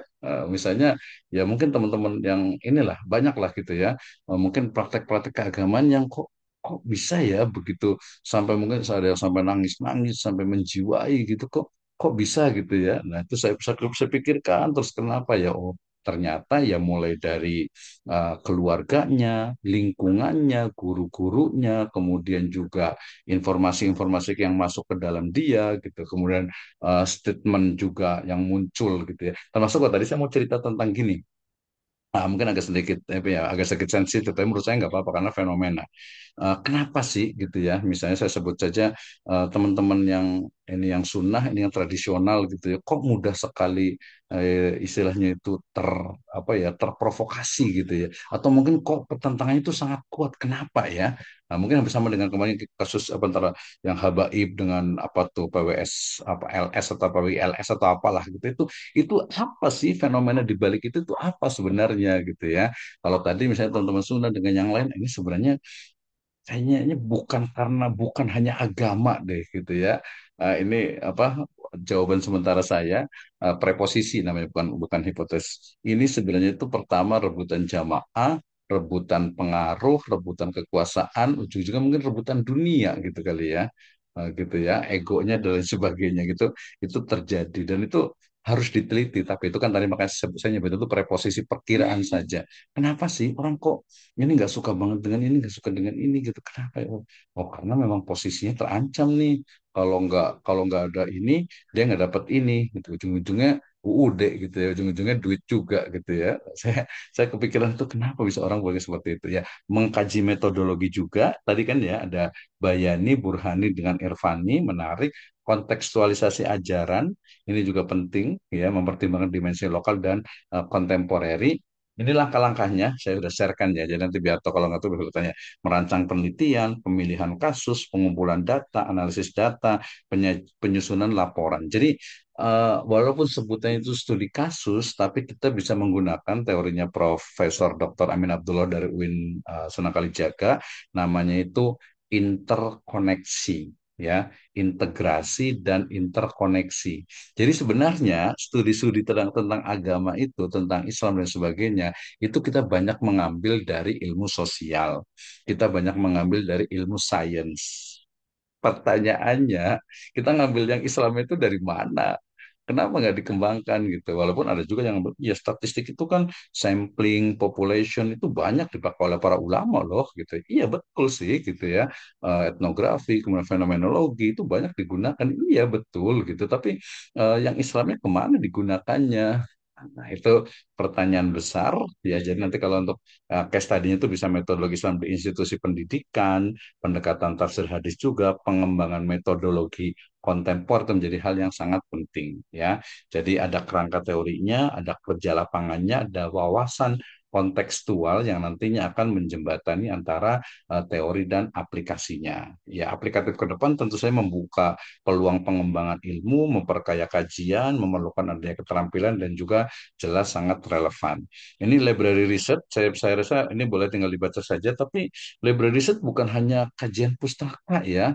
Ini justru dikembang apa menurun menjadi tadi systematical literature review, kemudian menjadi juga meta analisis gitu ya. Jadi dari library research gitu ya. Para ulama itu library research itu luar biasa sekali. Makanya nih teman-teman saya bilang itu kalau bisa ya kelas ini walaupun sebenarnya bukan walaupun ya ketika menggunakan library research itu betul-betul bisa dipertanggungjawabkan. Minimal saya punya foto begini nih yang digambar ini, bukunya beginilah gitu ya, berantakan begini ketika melakukan penelitian. Itu saya foto dulu atau saya bikin disertasi itu ya. Jadi buku dikumpulkan, dibuka satu-satu tafsirnya gitu ya. Jadi tidak, makanya tadi tesis itu kan lagi-lagi latihan ya, dua tafsir aja nggak apa-apa lah. Tapi nanti kalau jadi ilmuwan minimal ya 10 tafsir harus dibuka semuanya. Ya harus dibuka semuanya. Gitu misalnya apa tentang wudhu nih. Kemarin tadi sholat saya di masjid kemudian ada teman bilang airnya kan panas gitu. Ini airnya mustakmal nggak ya? Air dari keran panas karena ditorennya kan kena matahari gitu kan ya. Ini mustakmal tidak ya gitu ya. Saya bilang itu pemahaman fikih dari mazhab Syafi'i karena waktu itu kenapa kena sinar matahari itu dianggap berbahaya sehingga makruh digunakan karena waktu itu ada satu penelitian yang menunjukkan bahwa itu menjadi sebab ya untuk penyerangan atau untuk apa istilahnya itu untuk istilahnya itu apa menular untuk penularan penyakit sehingga dari Syafi'i itu mengatakan mustakmal atau air yang kena sinar matahari itu ya makruh digunakan. Itu pendapat saya gitu. Kalau di fikih lebih banyak lagi gitu ya. Ini library research definisinya nanti boleh dibaca kajian pustakanya jadi bukan hanya sesuatu yang simpel gitu enggak gitu ya dia harus betul-betul mendalam ya langkahnya identifikasi seleksi kritisi catat sistemasi dan juga nanti ditulis ya. Efektif mengelola literaturnya juga bisa pakai Mendeley nanti dengan pakai Zotero itu sudah biasa misalnya peran kajian pustaka dalam skripsi dan tesis ini penentuan topik ya ini nanti di tesis itu nanti ada namanya bagian namanya itu literatur review ya. Jadi literatur review itu kajian pustaka terdahulu. Ini selalu nih ya. Jadi kenapa? Karena biar kita mampu memosisikan dari penelitian kita. Ini sudah meneliti tentang misalnya tadi tafsir surat Al-Masad ya Al-Masad kan ya. Jadi surat Al-Masad yang menulis tentang tafsir surat Al-Masad itu ada berapa skripsi, ada berapa tesis, mungkin ada disertasi, ada berapa jurnal. Kita kumpulkan semuanya. Bahkan hanya mengumpulkan itu, tadi kalau pada bahasan bisa itu dengan konsepnya systematic literature review itu sudah jadi satu penelitian gitu ya. Hanya mengumpulkan jadi peneliti-peneliti yang ada. Nah, tapi kalau di tadi pendidikan agama Islam nanti lebih spesifik ya banyak banyak sekali yang kita bisa kembangkan. Jadi berbeda-beda. Anda mau meneliti apa, metodenya yang cocok itu ini.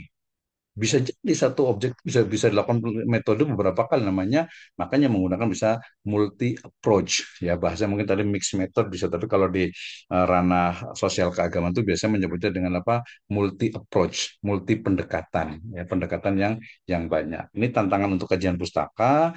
Kemudian apa, fondasi penelitiannya itu harus kuat ya. Ini terakhir ya.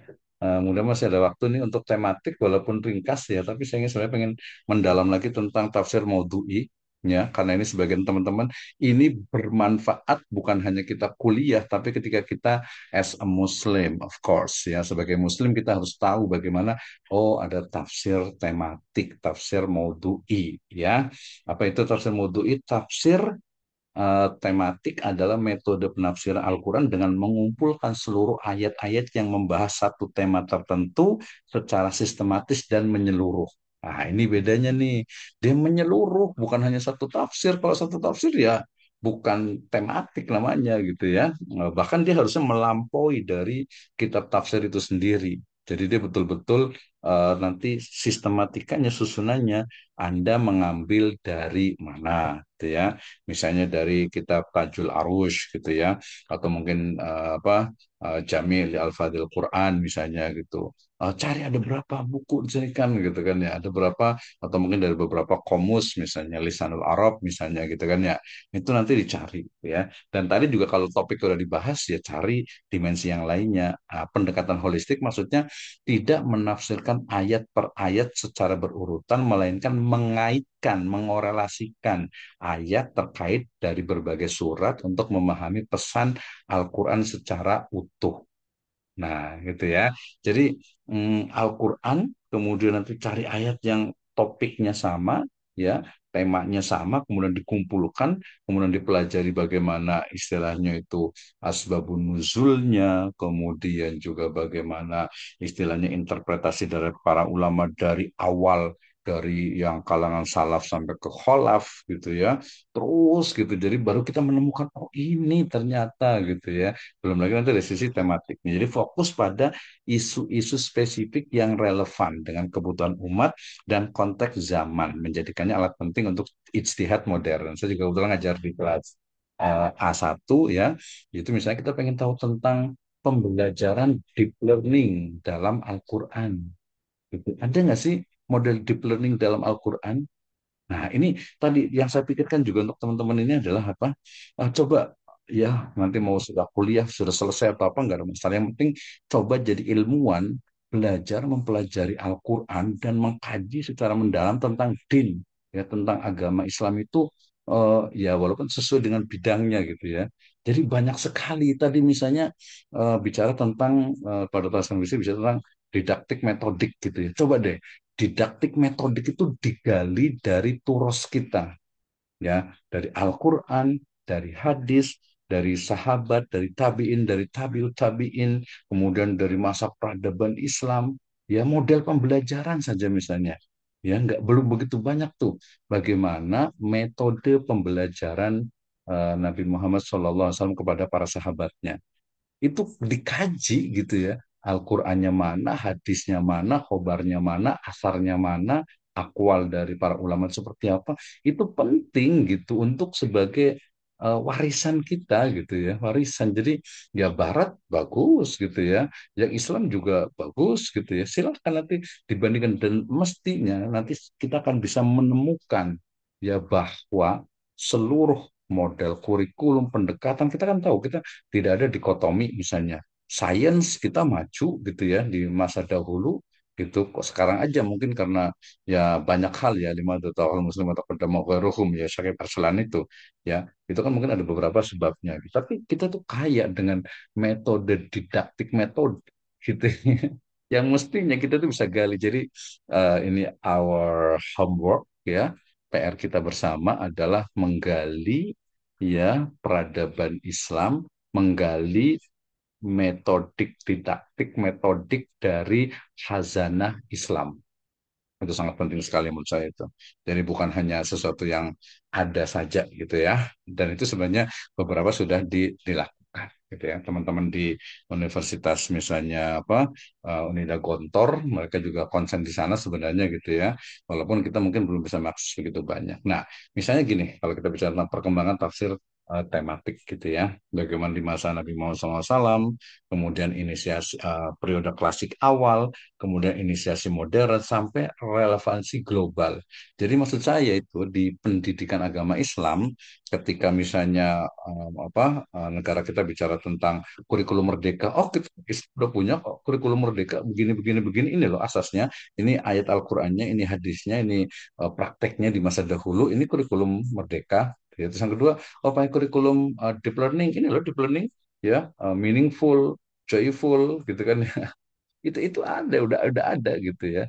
Nah, tinggal siap tugas kita itu untuk bagaimana kita bisa menggalinya itu ya. Nah, nanti yang paling penting adalah nanti penentuan topik utamanya, ini tentukan tema atau topik sentral yang akan diteliti. Ya, misalnya kepemimpinan dalam Al-Qur'an, atau ini biasanya ke SDM, ya ini biasanya ke manajemen pendidikan sih gitu ya.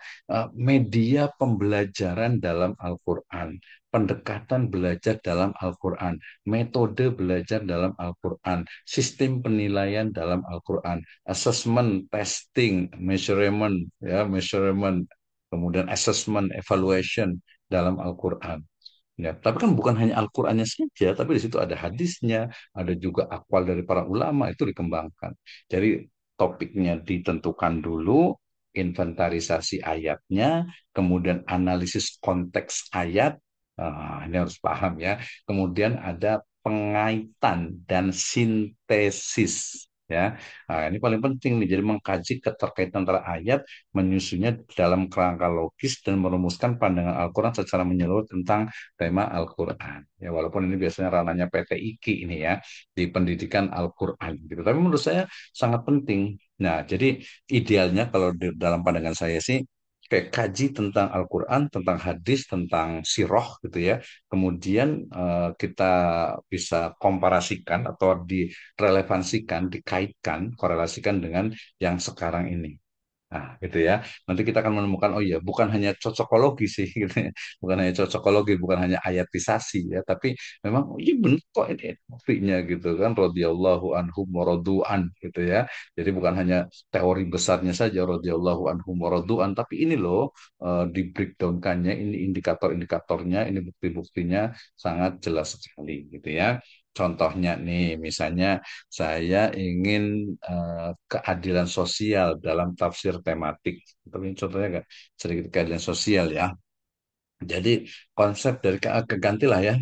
Kita pengen tahu tentang misalnya media pembelajaran. Ya, media pembelajaran dalam Al-Quran. Media pembelajaran itu apa? Terus istilah-istilah yang digunakan untuk media pembelajaran itu apa? Gitu ya.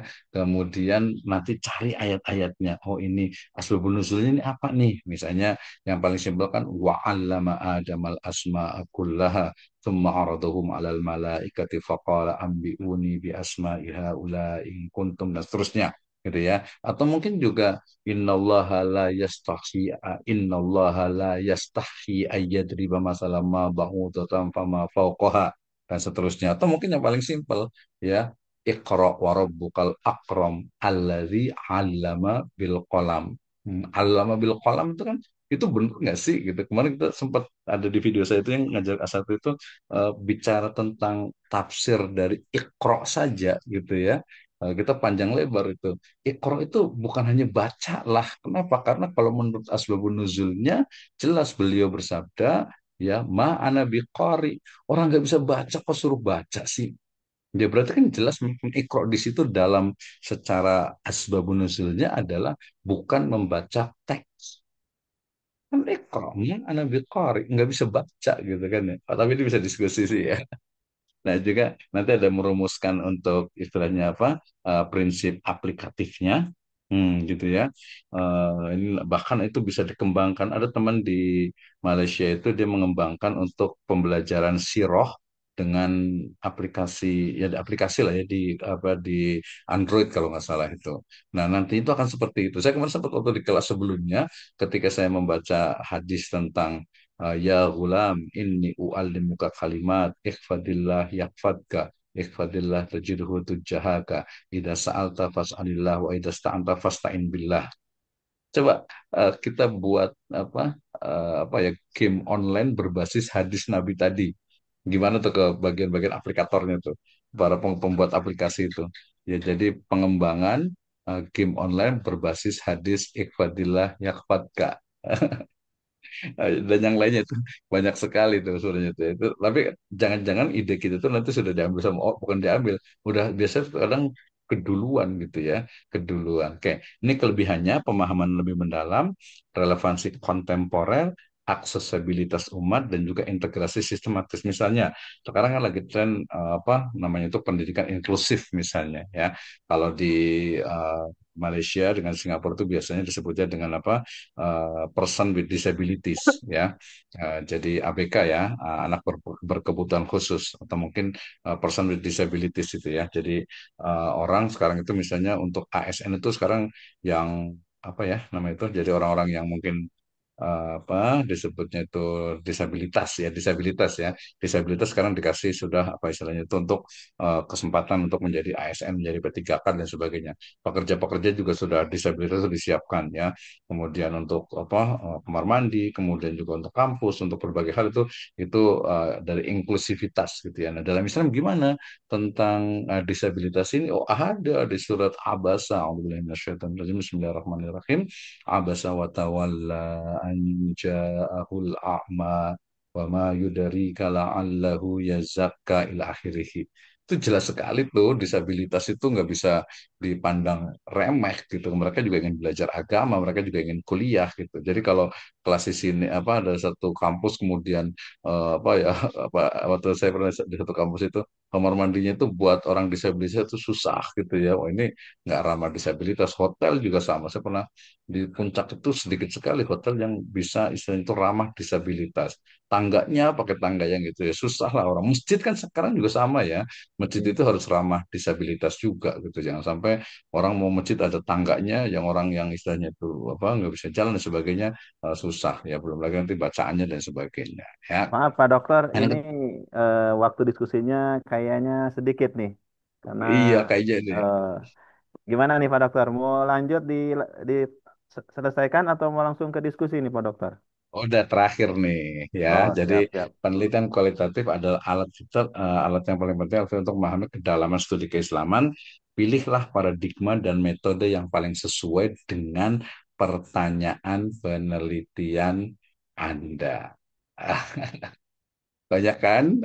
Itu belum ke Islamic tadi yang saya share di itu ada Islamic Research Approach itu kaitan dengan terutama dari sisi makosid dengan juga usul fikih penting loh, fikih pendidikan itu.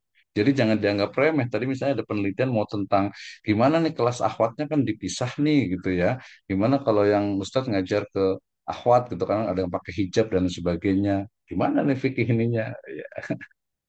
Oke, kita sampai jam 10 insya Allah ya. Kita bisa diskusi. Itu pada tahun itu Baik. jadi banyak banget sebenarnya yang kita bisa kaitkan untuk pendalaman dari semangat PAI-nya sih. Mungkin karena saya orang syariah gitu ya.